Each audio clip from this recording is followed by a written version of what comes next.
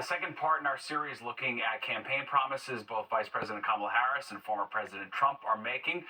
Tonight, Sharon Crowley takes a look at where the candidates stand on immigration. Everybody deserves a shot. It's never been like this. You see, homeless people and migrants and people getting robbed and pushed and walk down the street, they're grabbing pocketbooks. They have to come up with an immigration deal and reasonable ways for people to stay here legally. There's so many wonderful immigrants here who have contributed so much. And they come here, they have nothing, and they're given a place to live, a phone, and money. It's an issue for me, because I'm not from here, I'm from Barbados, so it means something to me. Immigration is on the ballot this year. Voters in both parties want to know what candidates plan to do about it. Concerns heightened by a surge in border crossings and the busing of migrants to places like New York City. And we have seen immigration rise as a concern nationally, mostly bubbling up from Republicans. And it really peaked after December when the migrant situation at the border hit record levels.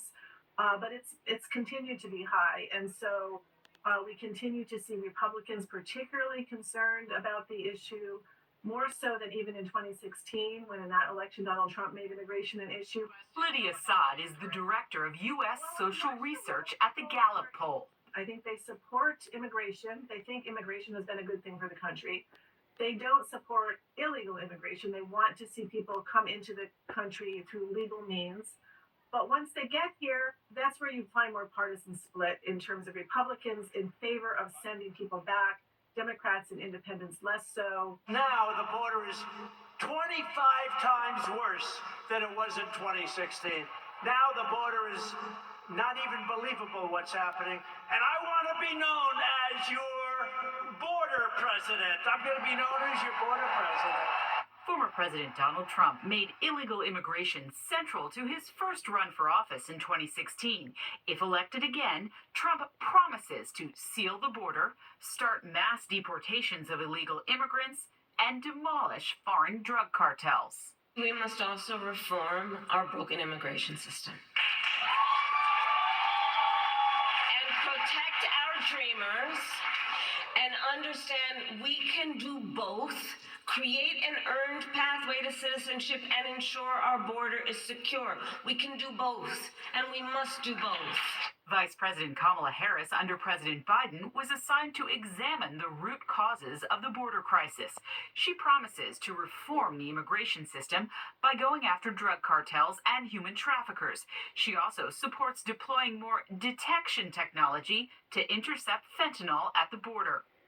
The northern and southern borders may be many miles from New York City, but it's clear this election, immigration hits close to home, and voters will be weighing how these candidates promise to handle it before casting a ballot in November.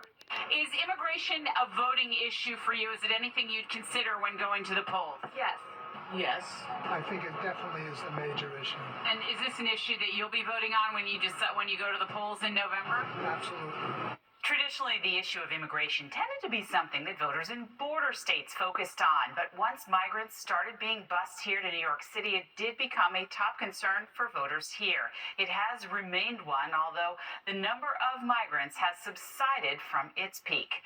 Sharon Crowley, Fox 5 News. And Sharon's going to be back tomorrow night to look at another issue at the ballot box, a big one, reproductive rights. All right, switching gears, let's talk love at first sight. Not that instant connection you feel with your significant other, but the bond people have when they first see their beloved pets. Plus, grab the puffer vest and your favorite pumpkin spice flavored beverage. It's feeling a lot like fall, where you can soak in, locally, all those beautiful autumn leaves. Don't forget love at first sight with your significant other. What about the feeling when you first lock eyes with your pet? As Fox 5's Jessica Formoso shows us, a new study reveals we may have a bigger first bond with pets than people. They say animals love you unconditionally no matter what, and that unconditional love seems to be mutual for many owners. The animal is not going to betray you in any way. They can't even leave you. They call it an instant connection. And according to a survey by The Honest Kitchen, more dog owners had that bond with their pet than with their human partner when they first met. Definitely takes a lot longer to get comfortable with people versus animals. 2,000 dog owners in serious relationships were surveyed. 80% said they had an immediate connection with their dog, compared to 69% who said the same about their partner. And 87% said it was love at first sight with their furry animal, compared to 62% who said the same thing about their significant other. For Matthew, it was love at first sight when he saw his husky. When you saw him for the first time, what did you feel?